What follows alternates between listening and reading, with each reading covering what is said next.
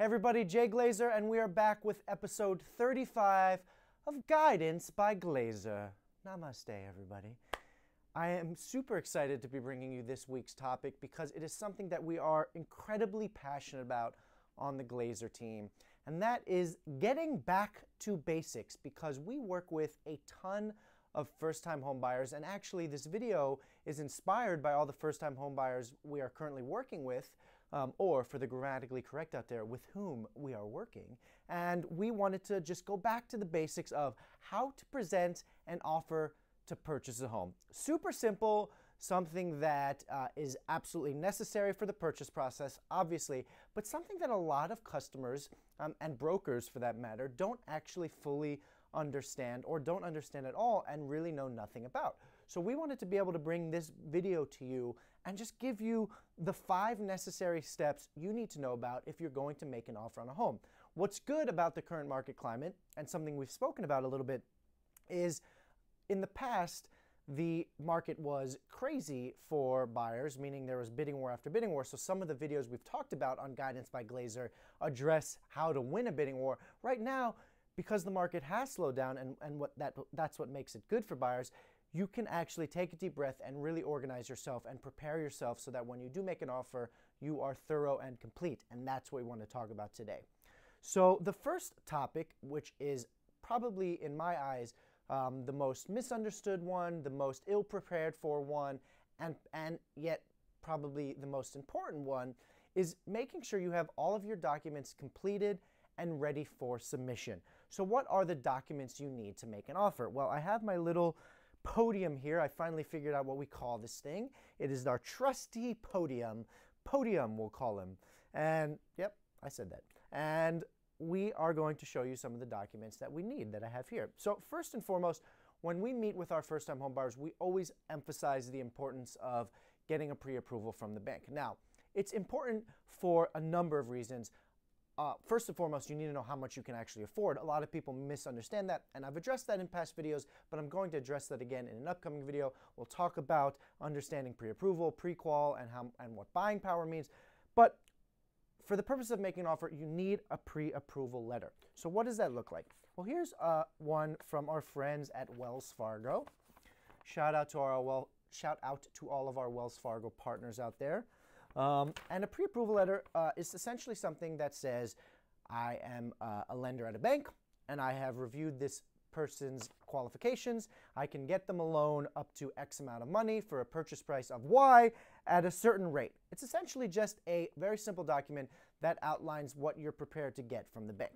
So when you submit an offer, you need to have one of these. So you absolutely have to have spoken to a bank in order to obtain one. You can go anywhere from a basic conversation to a full in-depth review of your financial profile. We obviously hope for the latter, and again, I can talk about that at a later time. But basically, you need to have at least 1 or 2 preliminary conversations with the bank in order to get this document. That is document number 1. Document number 2 that you will need is called the asset and liability statement.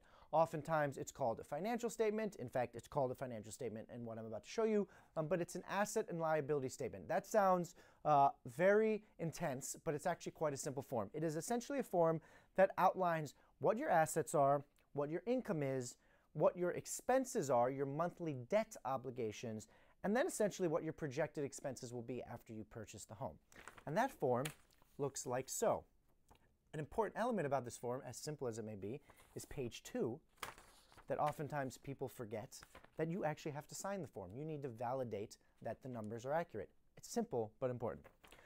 This form is also critically important for purchasing a home because it essentially outlines every dollar you have to your name. And if you're going to be making an offer on a co-op, you're going to be reviewed by both the listing agent, the owner, and of course the co-op board, and they're going to use this form essentially for everything. So the sooner you get to this and the sooner you fill it out accurately and thoroughly, the better position you will be and the readier you will be to make an offer. Now, you might say, well, I actually want to buy a condo or a townhouse. In lieu of providing a financial asset statement, meaning a bank statement from a specific bank, whether that's a financial advisory account or a checking account, you can also use this form. So quite frankly, this form serves many purposes for many different types of home property purchases. So you absolutely want to have this form filled out no matter what. These two documents, I would say, are the foundation of making an offer. Every single offer we make, unless it's a cash offer, has both of these documents attached to it. If we make an offer without them, I personally feel as if we're making an incomplete offer. There are other documents we could include as attachments in certain circumstances, tax returns, in certain circumstances, what I call a fuzzy letter, or a letter written by you as the buyer to the owner. But again, this video is back to basics. We don't want to get too complicated here. We want to keep it simple. So for the purpose of this video, these two documents are going to be what you need. Second, super important point, understand all the terms you're going to deploy into the offer. Now, you would think that that makes perfect sense, but a lot of people skip some necessary terms. So, for example, everybody's always like, let's offer X for the apartment. I want to get the apartment at Y. They get super singularly focused on purchase price, what they want to buy for the apartment. Now, that's an obvious thing to get focused on. You're really keen on getting it for the right price. We get that. But there's so many other components to the offer, other terms to the offer that are also very important to understand and agree upon before submitting the offer. The other terms that you want to go over are your percentage down if you are financing. So if you're financing in a co-op and you want to put 20% down, you're getting 80% financing. But you might say, hey, I actually only want to finance 50%. So you'll put 50% down. Quite frankly, if I'm the receiving agent of an offer and I know that you're putting down 50% versus 20%, it potentially is a substantially more compelling offer because there's a lot of risk that comes out of it by putting 50% down. You also want to talk about all contingencies. That is something that a lot of people leave out of an offer. What is a contingency? It's essentially a stipulation that states the contract is contingent upon certain criteria being met. The most important and substantial contingency is a financing contingency. So if you are asking for 80% financing and you do not actually have the liquid assets to close on the home cash, you're going to ask for a financing contingency. So make sure you discuss that with us as your agents before submitting the offer. That is a very important component and something, as I said, gets left out all the time and most buyers don't even know to bring up. So we always bring it up with our buyers and trying to be proactive. Other contingencies could be a home inspection. If you're buying a townhouse or if you're buying a penthouse apartment or a garden apartment, I've spoken about this. Those are the types of properties where you do a home inspection. A penthouse to see if there's any leaks, a garden apartment to see if there's any rodents, and if it's a townhouse to see all of the above. Townhouses potentially have the risk for all of them. So you want to make your offer contingent upon an inspection. One thing that I absolutely find very troubling in this business is when a client is presenting an offer, or a broker, I should say, is presenting an offer on behalf of a client only to back their way into a request for a home inspection after terms have been agreed upon. Newsflash, contingent upon home inspection is a term as part of the offer, so therefore include that up front. That's way when you get an accepted offer and you call the broker and say, hey, I'd like to schedule my inspection for Tuesday at 4 p.m., they already know that you are going to be making that call. So terms are super important as well. The third step when making an offer or before making an offer is have a strategy. What I like to do now, after having done this for 10 years and having made countless offers on behalf of buyers, is try to reverse engineer the process. So for example, if you're bidding on a home that is asking $850,000 and you really want to get it for $800,000. Now, I'm not sitting here saying you can do that, but you want to make sure you have a strategy that ultimately puts you in position if and when the time comes to get to $800,000. So don't offer $790 with only $10,000 room of cushion to get to $800,000, right? Because if someone's coming down $50,000 and you're only coming up 10, then you need to understand that that is not a well-balanced negotiation. So work backwards from where you want to end up and then make your starting offer predicated upon that final number. Now, you might say, well, if I offer $750, I'm just way too low.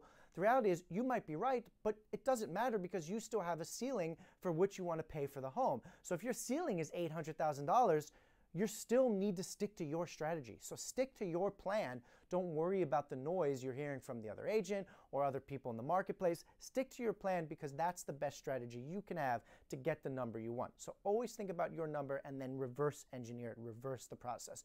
Don't say, I want to end up here, and then have absolutely no plan before you do that. Step number 4, it kind of goes back to step number 1, which is to have all your documents ready, is make sure your team is in place and ready. What happens is we often are engaged in a negotiation and we hear about potential progress being made, and our clients don't necessarily have an attorney on retainer. The good news is, with all of our attorney partners, is that they're not charging you day one just to have a conversation about how their services work. So when you speak to them, you can say, hey, tell me what you do, what do you cost, what's your service, what's your process, and then afterwards you can decide if you want to retain them. That attorney usually trusts our relationship with them to move the deal forward. So have your attorney in place before engaging in the offer, because if they do turn around and accept your offer very quickly, the period between acceptance and signing is the most precarious, and that starts the clock, and you don't want to be scrambling around, fumbling, looking for an attorney. You don't know what the fees are. You ask the fees, you're surprised by the fees, and then you start this whole downward spiral of trying to select someone after the fact. The same goes for the bank. Obviously, if you've gotten a pre-approval, you've already spoken to someone, but make sure you're really, really rock solid with that partner, with that relationship. If you feel really good about your Wells Fargo partner or your First Republic partner or your Bank of America partner, whoever it is, stick to the plan. Now, I'm sure my lending partners don't love hearing this out there, but it's the truth. You can definitely speak to more than one bank, but have a front runner. Have someone you feel really good about working with in case all other options fail, so that we can move the sale forward when you get an accepted offer. So having your team in place is super critical. Again, same goes for your home inspector. Same goes if you want to get a feng shui opinion. I think I've seen that once in my 10 years of doing this, but if you want to get a feng shui inspection, get that feng shui expert ready to go. Woo! Feng shui. I have very good feng shui. Many people say I have the best feng shui. Anyway, moving right along. The last step, it's a little bit of a doozy, and I'll explain it. It's kind of more philosophical. As you know, I like to get philosophical, but expect the unexpected. This business is crazy. This business is insane, and there are so many surprises that happen along the way. All of a sudden, you're bidding on an apartment that has been on the market for 180 days. It's dead in the water. No one else likes it. You're the only buyer in the world who wants to buy this home, and poof, 3 other offers rear their ugly heads on the home. So always be prepared to pivot, move quickly, change directions, and be comfortable being uncomfortable. There's always going to be something that surprises us, something that we couldn't have predicted. I can tell you, my team knows so much about this transaction and about the business. We've worked with, I think we've sold over, at this point, close to 250 homes, and we work with a lot, and that doesn't necessarily sound like a lot for you, for those of you in other markets, but that's a big number in New York City. And we are constantly tweaking with the process, constantly improving the process. But there's so much we've seen, and yet there is still things that surprise us every single day. There is a wire that takes too long, an attorney we've never heard of who's somehow butchering the contract of sale, a bank, Uncle Joe Schmo who works at X, Y, and Z bank that you have to get the loan from, otherwise you can't get the gift money from your Aunt Marge. There's so many factors here, and then we can't possibly uncover all of them before the process starts. So expect the unexpected. You have to be emotionally, intellectually ready for a turbulent ride. As much as I hate saying that, it's an important fact and truthful. So expect the unexpected. That is our Back to Basics program. We hope you got a lot of value out of this video. I am happy to send you our sample offer form if interested. That is a template you could use if you're a broker deploying offers on behalf of your clients, or if you are someone considering buying a home, we can give you the framework at absolutely no obligation to you on how to present an offer. That's something I wanted to offer you, my faithful audience, and bring you value. So if you do want that, shoot us a DM with your email, or just drop your email address in the comments section and we will send that over to you. No questions asked. As always, follow us on all social media channels, because our social media also has phenomenal feng shui. And you can find us on Instagram at The Glazer Team, on Facebook, Glazer Team, it's very tricky. And then our website, of course, glazerteam.com, where a lot of these videos, if not all of them, and many of our newsletters are constantly housed. So if you want to catch up on a great article, on a great episode 21, that one's a doozy.